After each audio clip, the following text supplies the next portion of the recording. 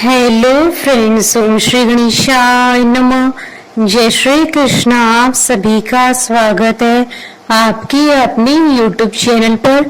Friends, आज हम आपको इस वीडियो में बताने जा रहे हैं शरद पूर्णिमा का शुभ मुहूर्त, चंद्रोदय का समय, शरद पूर्णिमा का महत्व, संपूर्ण पूजा विधि और शरद पूर्णिमा की पौराणिक व्रत कथा और शरद पूर्णिमा के दिन धन लाभ, सुख समृद्धि, सौभाग्य के लिए किए जाने वाले उपायों के बारे में। फ्रेंड्स, वीडियो शुरू करने से पहले आपसे रिक्वेस्ट है, अगर आप हमारे चैनल पर नए हैं और आपने अभी तक चैनल को सब्सक्राइब नहीं किया है तो प्लीज सब्सक्राइब कीजिएगा चैनल को, साथ ही प्रेस कीजिएगा बेल आइकन को, जिससे नए वीडियो से रिलेटेड नोटिफिकेशन आपको तुरंत प्राप्त हो सके।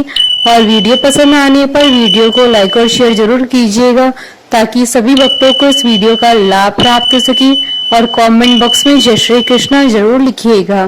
प्रत्येक माह में शुक्ल पक्ष की अंतिम तिथि को जब चंद्रमा पूर्ण रूप से आसमान में दिखाई देते हैं तो उस तिथि को पूर्णिमा तिथि कहा जाता है। हिंदू धर्म में पूर्णिमा तिथि का महत्व माना गया है, लेकिन अश्विन मास में पड़ने वाली पूर्णिमा तिथि का विशेष महत्व माना गया है।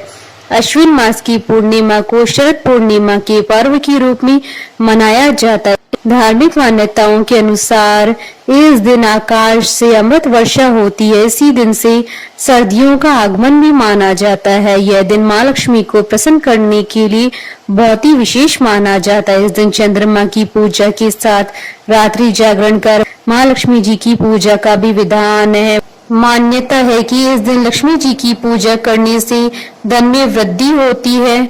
धार्मिक मान्यताओं के अनुसार माँ लक्ष्मी की समुद्र मंथन से उत्पत्ति शरद पूर्णिमा के दिन ही हुई थी, इसलिए इस तिथि को धनदायक भी माना जाता है। मान्यता है कि इस दिन माँ लक्ष्मी धरती पर विचरण करती हैं और जो लोग रात्रि में जागकर माँ लक्ष्मी जी का पूजन करती हैं वे उन पर अपनी कृपा बरसाती हैं और धन वैभव प्रदान करती हैं।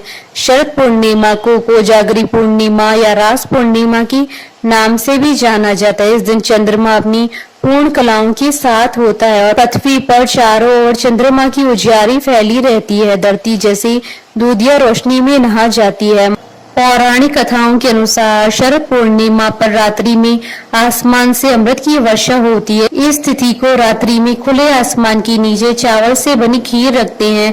मान्यता है कि शरद पूर्णिमा पर चंद्रमा पृथ्वी की सबसे नजदीक होता है। इस तिथि को चंद्रमा की किरणों में औषधीय गुण की मात्रा सबसे ज्यादा होती है, जिस कारण ये किरणें मनुष्य को कई बीमारियों से दूर रखने में सहायक होती है। शरद पूर्णिमा की तिथि को ही भगवान श्री कृष्ण जी ने महारास में रचाया था। इस पूर्णिमा तिथि पे चंद्रमा की विशेष पूजा की जाती है। फ्रेंड्स, अब आइए जानते हैं साल 2025 की शरद पूर्णिमा अर्थात अश्विन पूर्णिमा के शुभ मुहूर्त के बारे में। हिंदू पंचांग के अनुसार साल 2025 में शरद पूर्णिमा 6 अक्टूबर 2025 सोमवार के दिन है। अश्विन शुक्ल पूर्णिमा तिथि प्रारंभ होगी 6 अक्टूबर 2025 को दोपहर 12:23 पर और अश्विन शुक्ल पूर्णिमा तिथि का समापन होगा 7 अक्टूबर 2025 को सुबह 7:16 पर। पूर्णिमा के उपवास के दिन चंद्रोदय का समय रहेगा शाम 5:27 पर और उदय व्यापिनी अश्विन पूर्णिमा मंगलवार 7 अक्टूबर 2025 को है। इस दिन सर्वार्थ सिद्धि योग और अमृत सिद्धि योग का शुभ संयोग भी बन रहा है और 7 अक्टूबर की पूर्णिमा के लिए चंद्रोदय का समय रहेगा शाम 6:01 पर और शरद पूर्णिमा का व्रत 6 अक्टूबर 2025 को रखा जाएगा। फ्रेंड्स, अब हमारे चैनल पर ज्वाइन बटन को दबाकर हमारे चैनल के मेंबर भी बन सकते हैं। हम हमारे चैनल के मेंबर्स के कमेंट्स को टॉप प्रायोरिटी पर रखकर उनका रिप्लाई करते हैं। धार्मिक मान्यताओं के अनुसार शरद पूर्णिमा की रात्रि में चंद्रमा 16 कलाओं से युक्त होता है। उस समय रात अमृत की वर्षा होती है। चंद्रमा की किरणें औषधीय गुणों वाली होती है जो शीतलता प्रदान करती है। इस वजह से शरद पूर्णिमा की रात खीर बनाकर कुछ समय के लिए रखा जाता है ताकि वह चंद्रमा की किरणों से औषधीय युक्त गुणों वाली हो जाए। उसे खाने से सेहत ठीक होती है। फ्रेंड्स, अब आइए जानते हैं शरद पूर्णिमा की पूजन विधि के बारे में। इस दिन ब्रह्म मुहूर्त में उठकर किसी पवित्र नदी में स्नान करें। आप चाहें तो घर पर नहाने के पानी में गंगा जल डालकर स्नान कर सकते हैं। स्नान आदि करने के बाद स्वच्छ वस्त्र धारण करें। अब एक लकड़ी की चौकी पर लाल कपड़ा बिछाएं और उसे गंगा जल से शुद्ध करें। चौकी के ऊपर माँ लक्ष्मी जी की प्रतिमा स्थापित करें और उन्हें लाल चुनरी पहनाएं। अब लाल फूल, इत्र, नैवेद्य, धूप, दीप, सुपारी आदि से माँ लक्ष्मी जी का विधिवत पूजन करें। इसके बाद माँ लक्ष्मी जी के समक्ष लक्ष्मी चालीसा का पाठ करें। पूजा संपन्न होने के बाद माँ लक्ष्मी जी की आरती करें। शाम के समय पुनः माँ और भगवान विष्णु जी का पूजन करें। चंद्रमा को अर्घ्य दें। चावल और गाय के दूध की खीर बनाकर चंद्रमा की रोशनी में रखें। मध्य रात्रि में माँ लक्ष्मी जी को खीर का भोग लगाएं और प्रसाद के रूप में परिवार के सभी सदस्यों को खिलाएं। फ्रेंड्स, अब आइए जानते हैं शरद पूर्णिमा के दिन धन लाभ और सुख सौभाग्य और समृद्धि के लिए किए जाने वाले उपायों के बारे में। शरद पूर्णिमा की रात्रि में सफेद फूल जैसे सफेद गुलाब, चंपा, चमेली, चांदनी, कुमुदनी, सफेद मोती, सफेद फल, सफेद चमकीले वस्त्र, सफेद अनाज जैसे चावल, सफेद मिठाई और खीर आदि चंद्रमा और भगवान श्री कृष्ण के निमित्त अर्पित करें और चंद्र देव के ओम सोम सोमाय नमः मंत्र के साथ जल अर्पित करें।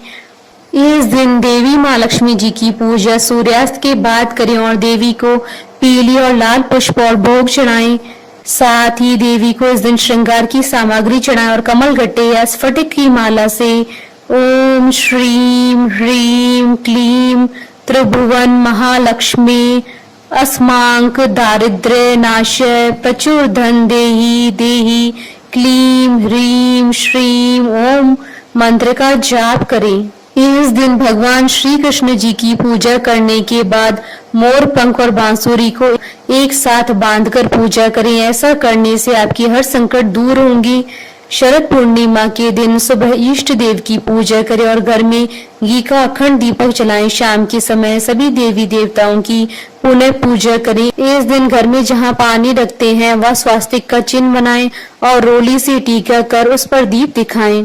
फ्रेंड्स, अब आइए प्रारंभ करें शरद पूर्णिमा की पौराणिक व्रत कथा। एक कथा के अनुसार एक साहूकार को दो पुत्रियां थी। दोनों पुत्रियां पूर्णिमा का व्रत रखती थी, लेकिन बड़ी पुत्री पूरा व्रत करती थी और छोटी पुत्री अधूरा व्रत करती थी। इसका परिणाम यह हुआ कि छोटी पुत्री की संतान पैदा होते ही मर जाती थी। उसने पंडितों से इसका कारण पूछा तो उन्होंने बताया कि तुम पूर्णिमा का अधूरा व्रत करती थी, जिसके कारण तुम्हारी संतान पैदा होते ही मर जाती है। पूर्णिमा का पूरा व्रत विधि पूर्वक करने से तुम्हारी संतान जीवित रह सकती है। उसने पंडितों की सलाह पर पूर्णिमा का पूरा व्रत विधि पूर्वक किया। बाद में उसे एक लड़का पैदा हुआ जो कुछ दिनों बाद फिर मर गया।